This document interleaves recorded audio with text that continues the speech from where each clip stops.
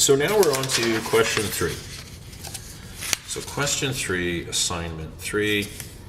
One of the standard equations, no, that means one of them, right? So there's another one where it turns out, we'll get to in a second, that you'll have temperature term still there, but there'll be a dP term. So there's 2 ways we went over in our class notes showing you 2 popular ways of showing this. So it gets to calculate change in entropy for a van der Waals gas. Okay, so they're basically saying take this, derive it to a formula you can algebraically use, but if it's not ideal, because if it was ideal, the derivation is certainly easier, but for van der Waals it's an uglier formula, so we'll show how to do that. So one of the things I want to start out with is a little bit of the background here. So do you need all of this up front to answer the question? The answer is no, you don't. We could start with something as simple as, in class we talked about it, one of the ways of breaking up entropy, and some of the stuff you're going to see here is coming in the next unit. So for instance, the natural variable equations, when we talk about Helmholtz, you don't have to know it for assignment 3, but this is theoretical background and it's coming next unit.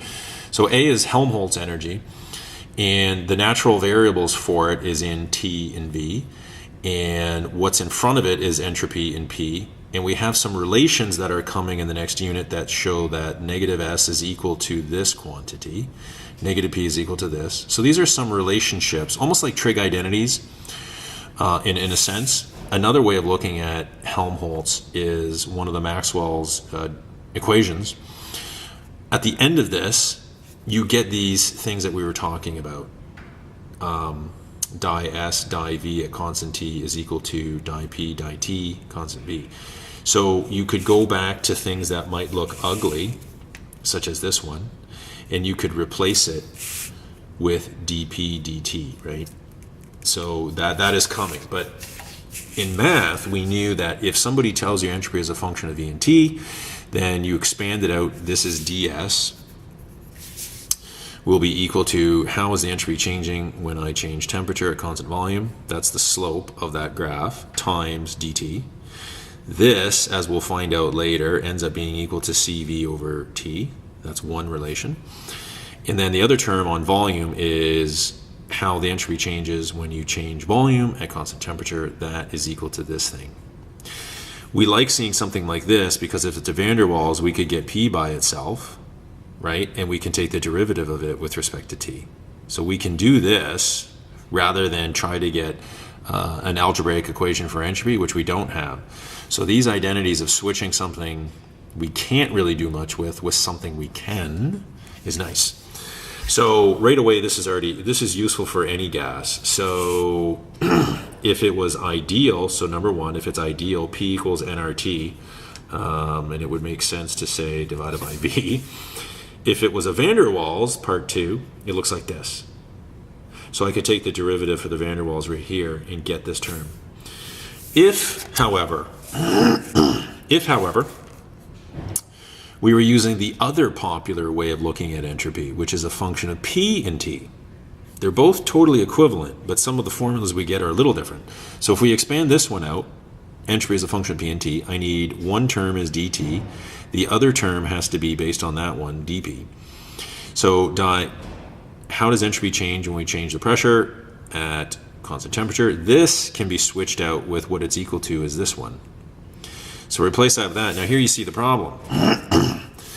If you were using this right here, where entropy is expressed as P and T, you need to get volume by itself. So when you take a look at an ideal one, this is very doable because you can isolate V by itself. But for a van der Waals, you can't get V by itself algebraically. It's a quadratic. So you won't be able to do this one. And that's where we say to ourselves, but wait a minute, we've learned the trick that if I was to do this on a test or exam or some damn thing like that, if it said show how you could calculate this for a van der Waals, you'd say, why don't I realize that this, one of those math equivalencies, 1 over how does the temperature change when I change volume, constant temperature? Can I get T by itself for van der Waals? Yes, you can. Can I get this derivative? Yes, I can. 1 over this derivative is equal to that.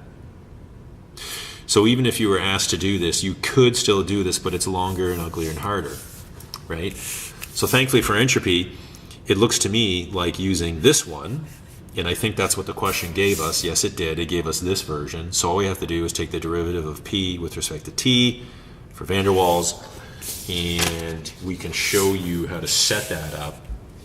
So the other thing too is if we looked at the full differential equation at the start, and then we had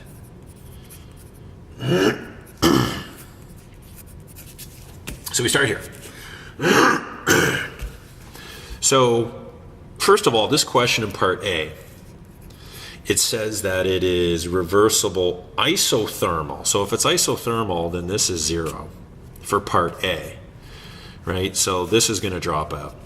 So the change in entropy, if I integrated this side, it would be delta S. It's a state function, right? S2 minus S1, which is delta S. We're going to have to end up integrating this. But what I need to do is I need to know what that is going to be equal to. So we will integrate from volume 1 up to volume 2. There'll be a dV, but I need to know what this derivative of P is first.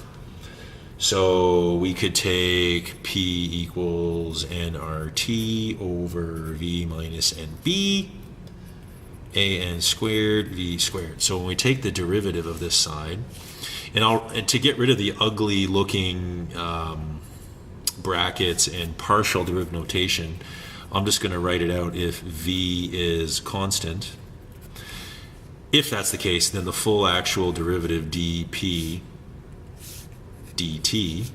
So I have to now take the derivative of that side with respect to t. We can see that this first term has a t in it. nRV minus NB are constants. So this is a constant for this term. The derivative of t with respect to t is 1. So this first term will spit out nR over V minus NB. The second term has no t in this one. So the derivative of a constant with respect to t is 0. So it turns out that for van der Waals, the derivative of P with respect to t, if volume was constant, is this entity, which we can now put here. Now, we have previously in previous assignments went ahead and did this integral. So what you have to do for the answering part A is you need to get the final formula in the box, which I think might even very well be in our notes. And we are given,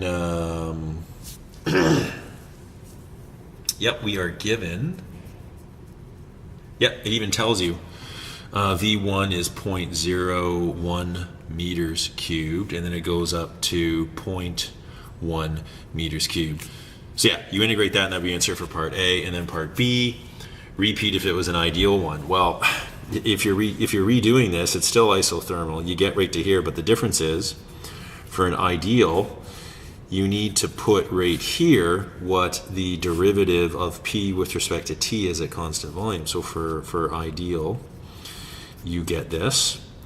And if you take the derivative of that with respect to T, you get nRT over V dt. Constant, constant, constant, that comes out.